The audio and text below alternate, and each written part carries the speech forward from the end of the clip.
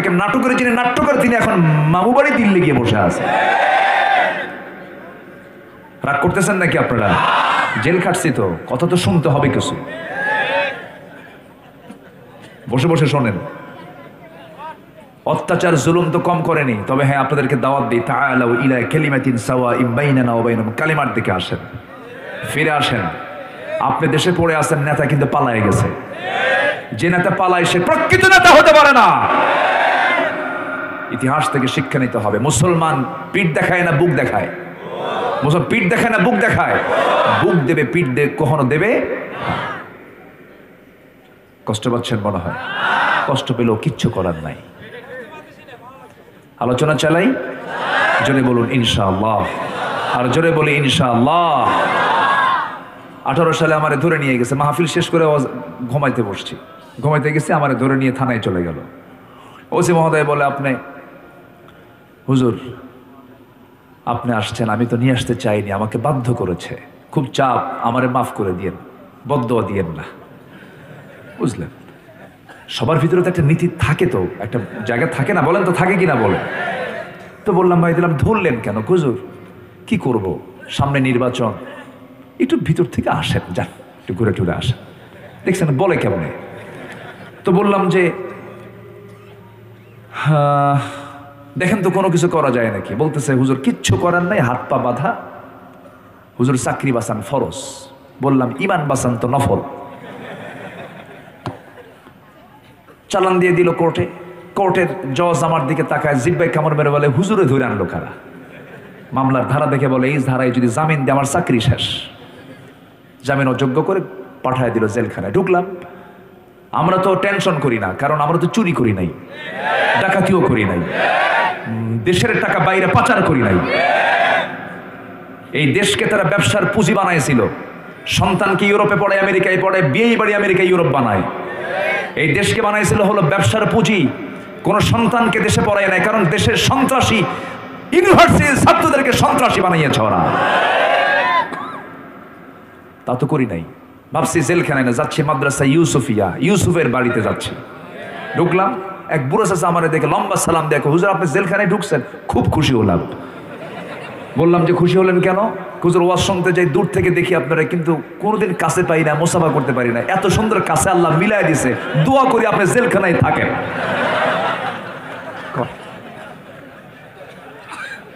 তো বললাম যে আপনি কেন জেলখানায় আসছেন? বলতেছে আমি আসছি হুজুর বোমা হামলা, 80 বছর বয়সের লোকের নামে দিছে, কিসের হামলা? আচ্ছা বন্ধ, ওই বুড়া মানুষ যদি বোমা মারতে যায়, বোমা কি জায়গায় পড়বে না মাথায় পড়বে? এগুলি হয়েছে কেন? শুধুমাত্র তার কারণ হচ্ছে ক্ষমতার লিপ্সা, ক্ষমতার লোভ, অবৈধ চিন্তা, অবৈধ মানসিকতা। এটা থাকা যাবে না। জুলুম করবেন তো সব শেষ হয়ে যাবে। সেটা বইয়ের সঙ্গে হতে পারে, ভাইয়ের সঙ্গে হতে পারে, প্রতিবেশীর সঙ্গে হতে পারে, সমাজের সঙ্গে হতে পারে। কখনো জুলুম করা যাবে। 5 আগস্ট পরবর্তী কিছু হামলা টামলা হয়েছে, অনেকের পুকুর দখল করছে, অনেকের ব্যবসা দখল করে নিয়েছে। এগুলোর সঙ্গে ইসলামের কোনো সম্পর্ক নাই। এগুলো করবেন কেন আপনি? ইসলাম কি এগুলো বলে দিয়েছে? কেন করবেন আপনি? ঠিক না। এগুলো আমরা বাদ দেব। জোরে বলি ইনশাআল্লাহ, আর জোরে বলি ইনশাআল্লাহ। আল্লাহ জুলুমকে বরদাস্ত করেন না। তার ইতিহাসকে শুনলাম না, দেখলাম তো আমরা। কষ্ট পাচ্ছেন আপনারা? ইমানদার কি এগুলো করতে পারে? ইমানদাররা এগুলো করতে পারে না। ইমানদাররা নেক আমল করবে। জিকির করবে কার? সর্বক্ষণ জিকির হবে কার? আল্লাহর জিকির করতেই তার হিংসা আসবে না। আমার বন্ধুগণ একটু কান লাগাবেন, মনোযোগ দিয়ে কিছু কথাগুলো শুনবেন। তথ্য নিয়ে একটু কথা বলছি।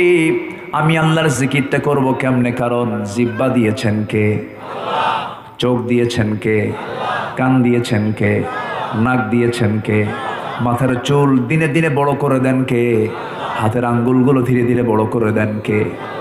এই চামড়াগুলো প্রত্যেক রাত্রে আল্লাহ পাক সুন্দর করে বান্দার চামড়াগুলোকে সুন্দর করে, স্কিনকে সুন্দর করে ঘুমের মধ্যে সুন্দর করে, ওই যে বিউটি পার্লারে যেমন ডিজাইন করে দেয়, আল্লাহ পাক ডিজাইন করে দেন। যেরকম সুবহানাল্লাহ। আল্লাহ রাব্বুল আলামিন বলেন, বান্দারে টানা টানা চক্ষু দিয়েছি। আলাম নাজআল লাহু আইনাইনি ওয়া লিসানাহু ওয়া শাফাতাইনি ওয়া হাদাইনাহুন নাজদাইন। আরেক জায়গায় বলছেন আল্লাযী খালাকাকা ফাসাওয়াকা ফাআদালাকা ফি আইয়ি সূরাতিন মা শাআ রাক্কাবাক। জোরে বলুন আল্লাহু আকবার। এই চোখটা কি সাধারণ কোনো চোখ নাকি? সাধারণ কোনো সৃষ্টি নাকি? এই বিশাল একটা সৃষ্টি আল্লাহ রাব্বুল আলামিনের। এই যে ক্যামেরার চোখগুলো আছে, এই চোখগুলো এটা দিয়ে আমাকে ভিডিও করছে, কিন্তু আমার আপনার যে চোখ, এই চোখটা কত শক্তিশালী, এর পিছনে কত আল্লাহ রাব্বুল আলামিন ইনভেস্ট করে রেখেছেন। দেখেন, প্রতি মিনিটে মানুষ গড়ে 15 থেকে 20 বার পলক ফেলে। এই পলক শুধু পড়েই না, বরং প্রতিটা বার পড়ার সময় অস্ত্র থেকে লিকুইড ছড়িয়ে দেয় পুরো চোখে। এর ফলে চোখ থাকে আর্দ্র, ধুলাবালি, ক্ষতিকর জীবাণু থেকে মুক্ত। পলক হলো চোখের প্রাকৃতিক ওয়াইফার, যা ঘুমের মধ্যেও চোখের সুরক্ষা নিশ্চিত করে।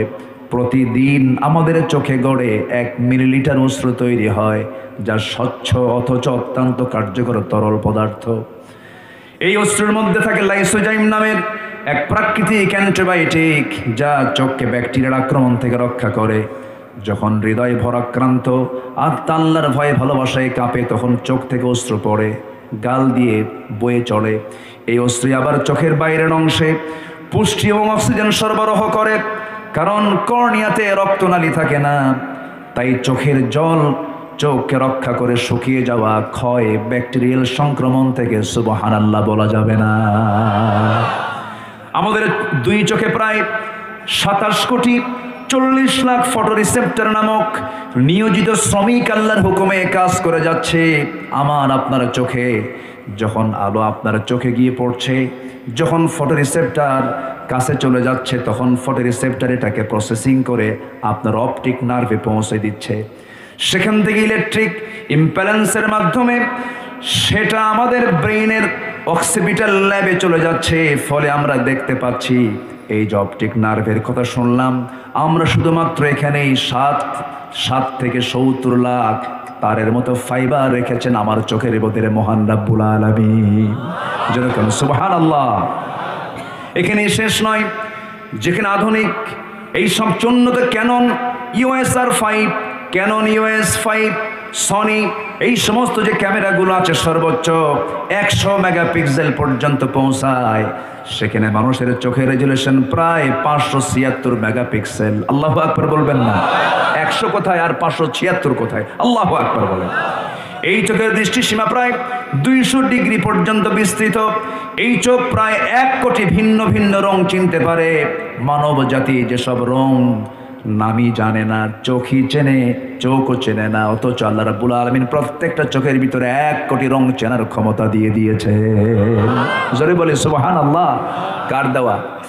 আসতে বলবেন না, কার দেওয়া? এই চোখ আল্লাহ পাক রেখেছেন শুকনায় না পানিতে? বলেন, শুকনায় না পানিতে? পানিতে রেখে দিয়েছেন, ভিজা রেখে দিয়েছেন। শুকনা সেই ভেজা পানিটা মিঠা না লবণ? বলেন, মিঠা না লবণ? লবণ পানি দিয়েছেন। কেন? যেন বান্দার চোখে যেন কোনো জীবাণু না ঢুকতে পারে। আল্লাহু আকবার বলে। কার অবদান? আসতে বলবেন না, কার অবদান? আল্লাহর অবদান। শুধু আল্লাহ তাআলা মানুষকে দেখেন না, সকল প্রাণীকেও দেখেন। সকল প্রাণীকে দেখেন। দেখুন, কোথায় সাইপ্রাস, কোথায় সাইবেরিয়ান দ্বীপপুঞ্জ, সেই কোথায় 40,000 মাইল দূরে সেই সমস্ত পাখিগুলো, যে পাখিগুলো তাপমাত্রা 0 থেকে -20-তে যখন চলে আসে, ওই পাখিগুলো মরে যাবে। আল্লাহ বলেন, ও পাখিগুলো, তোরা তো মরে যাবি, তোরা আমার আরেক জমিনে চলে যা, বাংলাদেশে চলে যা। সুবহানাল্লাহ বলবেন না? পাখির রবকে আসতে বলেন, পাখির রবকে। তাহলে আল্লাহ আমাকেও চালান, পাখিকেও চালান। এই পরিযায়ী পাখিগুলো কেমন করে 40,000 কিলোমিটার দূর থেকে সে আমার দেশে কেমনে আসে? আমরা অতিথি পাখিগুলো খাই না, মাঝে মাঝে ধরে ধরে খাই না? ওগুলোকে এই দেশে এসেছে সেই সাইবেরিয়ান দ্বীপপুঞ্জ থেকে, সাইপ্রাস থেকে। এই 40-50 হাজার মাইল দূর থেকে সে কেমনে আসলো? ওর তো পাসপোর্ট আছে মনে হয়, নাকি? পাসপোর্ট আছে? কোনো ইমিগ্রেশন ক্রস করা লাগে? কোনো ফিঙ্গারপ্রিন্ট লাগে? কোনো আই প্রিন্ট লাগে? সে আসে কেমনে বলেন? আল্লাহ তাআলা তার মাথার ভিতরে আল্লাহ তাআলা একটা সূক্ষ্ম জিপিআরএস দিয়ে দিয়েছেন, কম্পাস দিয়ে দিয়েছেন। আরো সহজ হবে, আমার দেশের সবার বাড়িতে বাড়িতে কবুতর আছে, 50 মাইল দূরে বিক্রি করে আসেন, আবার আপনার বাড়ি ফিরে আসে।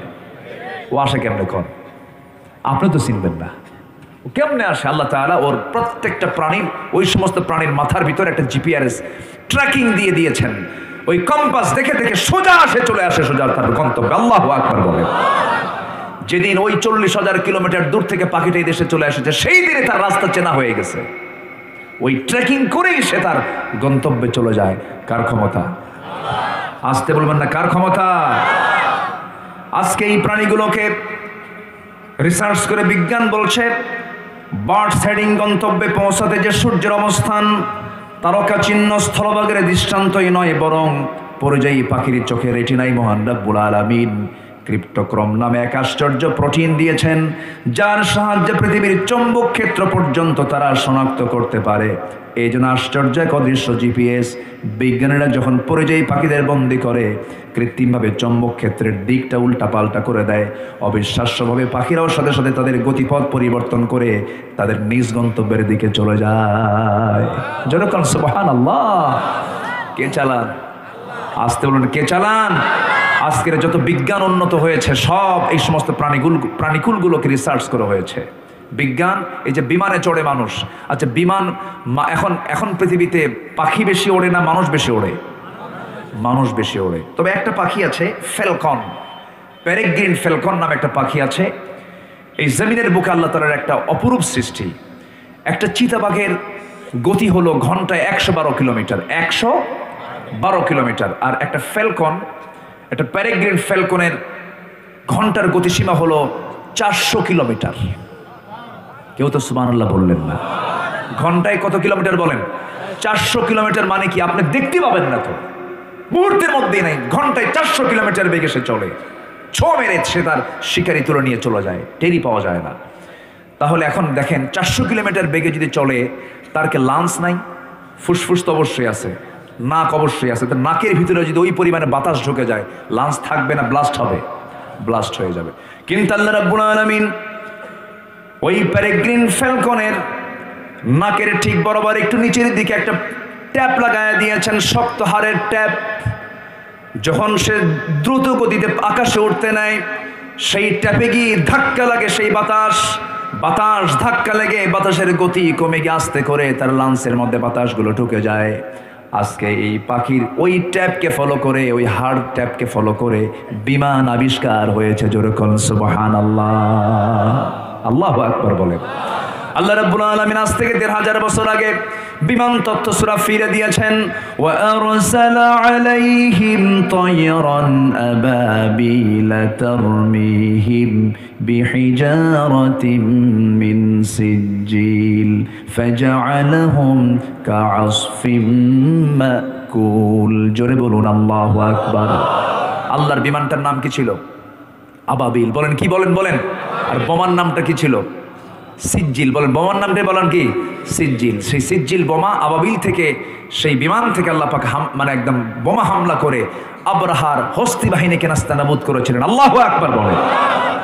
সব তথ্য কোরআন থেকে, এই বিশ্বের আধুনিক সব এই যে প্রযুক্তি, সব কোরআন থেকে ধার করে নিয়েছে। মশার কামড় এখন কি নরমাল না ভয়ঙ্কর? আমার বাড়িতে এখন 2 জন রোগী, আমি দোয়া চাই সবার কাছে।